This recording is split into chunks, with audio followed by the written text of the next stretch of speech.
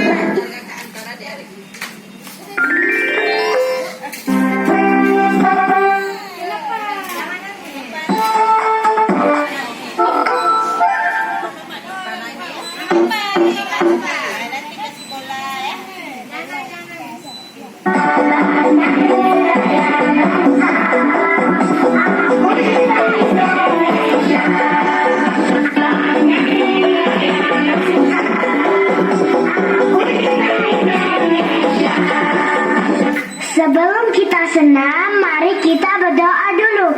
Berdoa dimulai.